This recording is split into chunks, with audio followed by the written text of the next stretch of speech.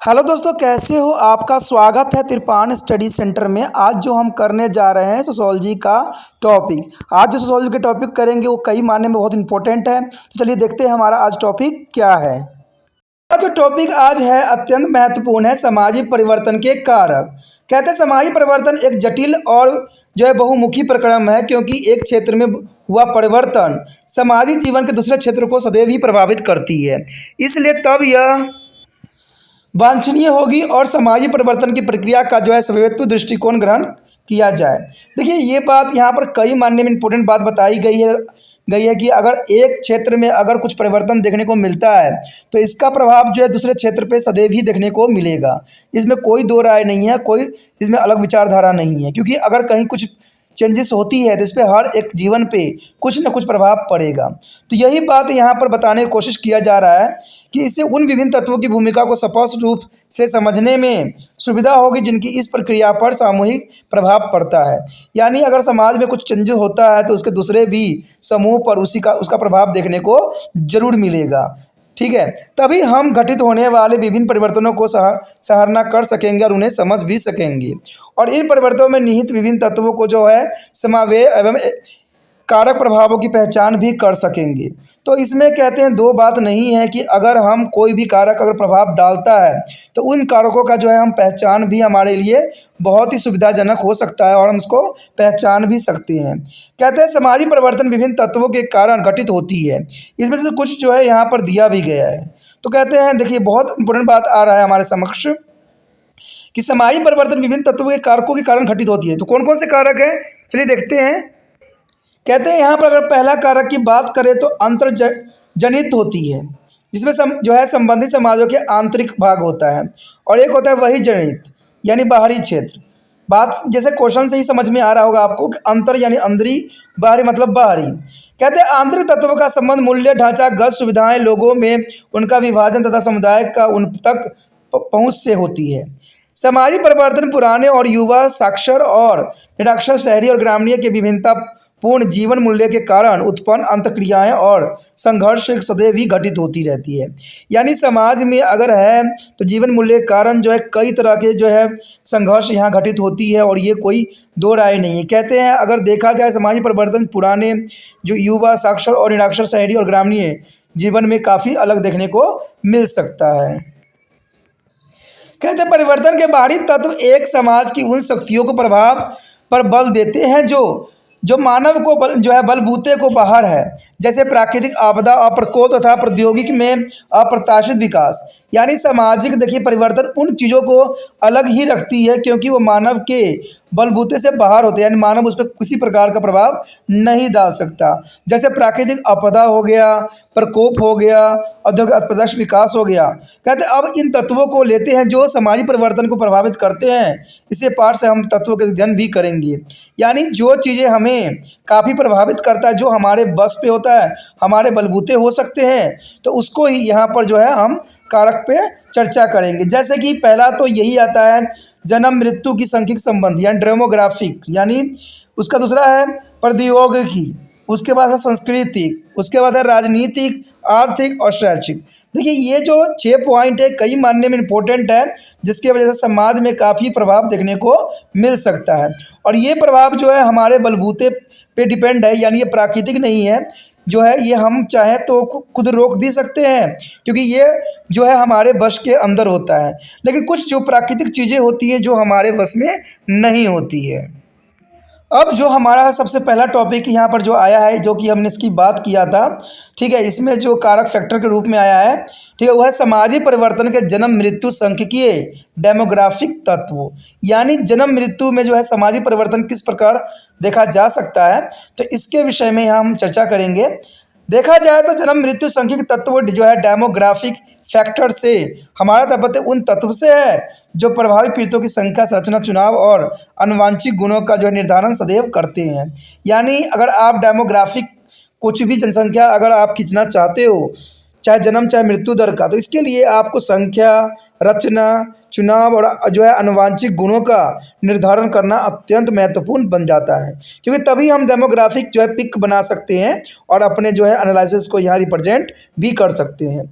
संख्या और प्रकार दोनों रूपों में जनसंख्या परिवर्तन का समाज पर जो है दूरगामी सदैव प्रभाव पड़ता है। जब जनसंख्या बढ़ती है तथा घटती है तो इसका आकार और प्रकार, रचना दोनों ही बदल जाती हैं। तो ये बात बहुत ज़रूरी भी है कि जनसंख्या का अगर प्रभावित करता है तो इसमें जन्म और मृत्यु दर जो है बहुत इंपॉर्टेंट है, जो कि जनसंख्या को जो है रचनाओं को बदलने के लिए महत्वपूर्ण माना जा सकता है। जनसंख्या का आकार बदलने से, ज़्यादा कम होने से लोगों के आर्थिक जीवन यानी जीवन स्तर में अंतर आ सकता है, जो आगे चलकर मानव जीवन के अन्य विविध पहलू हों जैसे सामाजिक, सांस्कृतिक और राजनीतिक में परिवर्तन भी ला सकता है। तो ये बहुत ही इम्पोर्टेंट पहलू है जो इंसानों की विविधताओं में परिवर्तन ला सकता है, चाहे वो सामाजिक हो, सांस्कृतिक हो और चाहे राजनीतिक हो सकता है। कहते हैं तीव्र गति और लगातार जीवन और मृत्यु की घटती हुई दरों के कारण भारी सामाजिक बदलाव देखने को मिलता है हमें आए दिन। स्वच्छता और स्वच्छ की जो है सुधरी हुई सुविधाओं का कारण भारत में जनसंख्या के क्षेत्र में नाटकीय वृद्धि हुई है। यानी देखा जाए तो बहुत ही वृद्धि हमारे कुछ ही समय में देखने को मिला है, जो कि बहुत बड़ी एक समस्या को जन्म दिया है। कहते हैं जनसंख्या में इस असाधारण वृद्धि के कारण अनेक सामाजिक समस्या उत्पन्न हुई है, जैसे बेरोजगारी, बाल श्रम, झुग्गी झोपड़ी क्षेत्रों का काफ़ी बढ़ जाना, अपराध दर, सामाजिक तनाव आदि में काफ़ी वृद्धि देखने को मिलता है। तो इसमें कोई दो राय नहीं है। कहते हैं जैसे जैसे ये चीज़ें बदलती जाएगी, प्रतिमान बदलता जाएगा, जनसंख्या बढ़ती जाएगी, उसी तरह समाज में कई तरह के जो फैक्टर है वो कार्य करने लग जाएंगे, चाहे वो आपराधिक गति हो, चाहे झुग्गी झोपड़ी का बढ़ जाना, बेरोजगारी। तो ये सारे के सारे जो होते हैं जनसंख्या के बढ़ने के कारण फलस्वरूप ही उत्पन्न होते हैं। तो इसमें कोई दो राय नहीं है। कहते हैं अगर जनसंख्या जैसे जैसे बढ़ती जाएगी इन समस्याएं जो है अपना सर जरूर उठाएगी। कहते हैं मृत्यु दर में कमी आने से सदियों पहले अपेक्षित जनसंख्या काफ़ी बढ़ चुकी है और इसके अतिरिक्त बेहद स्वास्थ्य सुविधाओं की सुलभता के कारण लोगों को जो है बूढ़े होने पर भी सक्रिय बन रहने का सामर्थ्य प्राप्त हुआ है।